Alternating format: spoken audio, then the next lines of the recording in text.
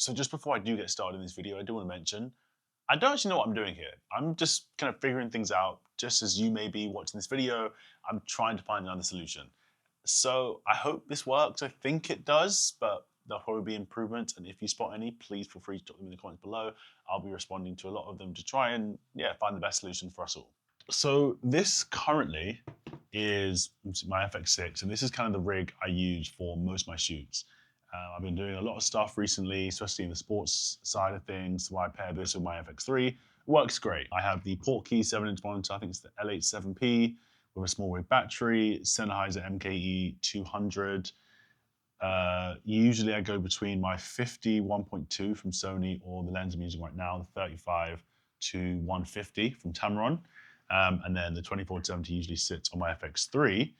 And yeah, that's kind of it. I have the Swit LB SU90C battery, and this kind of keeps it compact. You know, having 90 watts in a small battery that fits right in is, for me, better than having one of the small rig or is that what the brands? Yeah, I think it's the small rig V-mount 99 watt, which is what I was using before. But yeah, so this is currently what I use for pretty much everything you're seeing right now. What I've been using for the past year.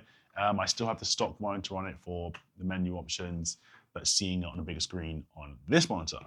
And the one thing that I really dislike, well, there's a few things I really dislike, but the main two things, I guess, is one, how the top handle is built, and two, the fact that you can't get audio without the top handle.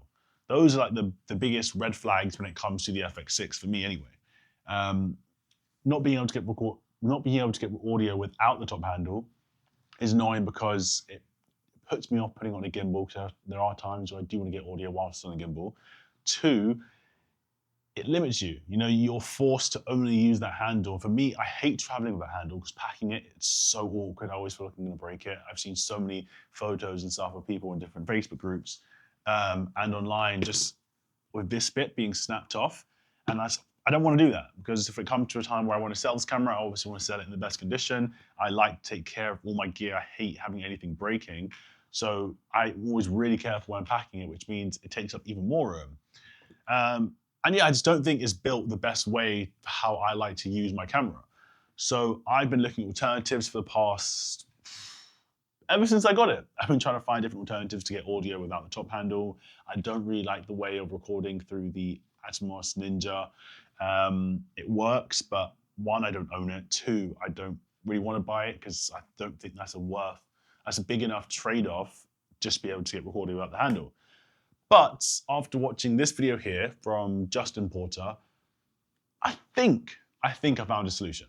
So this is kind of nowhere near a finished result, but this is kind of what I've settled with. I'll put some B-roll over this so you can actually see this properly.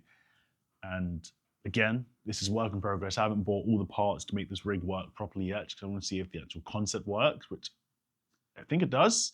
But I have switched out the stock handle for this tilter handle for the FX6, so it still screws into the two holes, so I know everything is nice and secure. Top handle just moved to the very front and right in the center now, as opposed to being slightly to the left, which always did just put me off a little bit. The mic, I've used this kind of small rig mic holder. This is, again, temporary. I don't know if I'll keep using this because it's not in the best place I want to keep the mic. But that is attached to kind of the back right of the rig. I still have access to my side handle. I can still go on top and grab this. What is definitely going to move, which I do have again as a temporary solution, is the Deity TC1, so the timecode generators. I have two of them, and I'll explain everything else going on.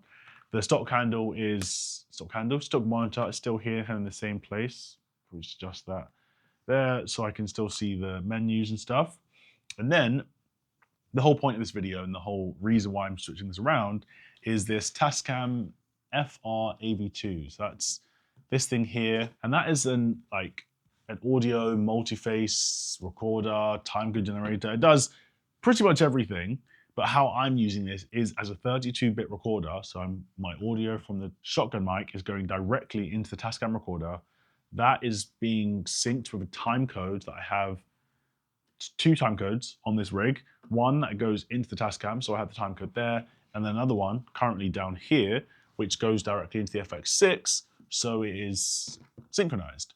So from that time code, I will then sync it in post. So I will have the 32-bit audio from the mic going into the Tascam, and then I just sync that in post. And I think that's kind of it. So there's obviously a lot of pros and cons with this, because one, right now, this really needs tightening. Let me tighten this. Okay, now it's tight. Yep, cool. So as I was saying, pros and cons. Pros, I have 32-bit audio. Cons, there's more faff involved. So every time I record, if I want to have this clip really short, I have to record on both devices at the same time. That's one con. Again, easily avoidable. I can just keep recording. I currently have a 128 micro SD card, 128 gigabyte micro SD card inside here, and it says like 92 hours. More than enough. I'm never doing a 92-hour recording. So I could just keep it recording and do it that way. Second con is obviously right now it looks ridiculous. There's way too many things going on. Having two time code generators is a bit silly, but it's kind of needed. How I would probably change this, I wouldn't have one here at the back, even though it kind of works, kind of hidden out of place. I just think when I put my camera down, I might hit it on things. I would probably, because these kind of Velcro on, I would probably just put a Velcro strip on the back of this Tascam field recorder, and that way it's kind of seamlessly 2-in-1, and then I only have to figure out another place for this Tascam, sorry, for this, gosh, there's too many things going on here, for this timecode generator, and that can go somewhere on the rig quite easily. I still have access to the top handle, which is what I wanted. I still have access, you know, my monitors, everything fits nicely. So the main things I need to change really is just how it fits onto the rig. So if you have any suggestions, please feel free to drop them in the comments down below. But yeah, this is kind of the solution. This Tascam, I'm not going to go into the whole video of this because I'm not an audio guy. I'm not a professional when it comes to this stuff. I'm more of a video guy, but I know if I plug my mic into a 32-bit recorder, I have better audio than I do when plugging it directly into the FX6. So I personally recommend watching Justin Porter's video. You can get a full deep dive onto the Tascam and all it can do. But for me, this is what I'm going to start trying out. I'll figure out a better rig solution. And again, if you have any ideas on how to rig this up, please comment them down below. But yeah, what do you think? How can I improve it? What do you think of the situation? Do you think it's worth not using the top handle? Right now, I would be honest, I'm definitely going to keep using the top handle until I figure out a proper rig for this. There is a NATO rail section in this top handle, so that could be another option, linking and mounting things onto that. My main thing, I definitely want the mic closer. The mic being at the back here, it just, for me, there's too much room for it to get knocked as I'm coming around. I don't want to be knocking the mic and hearing that. So I would ideally, if I can get this out, I would ideally like to have the mic close to where it would be with the normal stock handle and having it like here, which should be possible considering this can kind of go here, but it sticks out a little bit. But if I can get this in, fit in there, or just another one of these, because this was just one I picked up, so I can return this. If I can get one to put this in, let me show this better for you. If I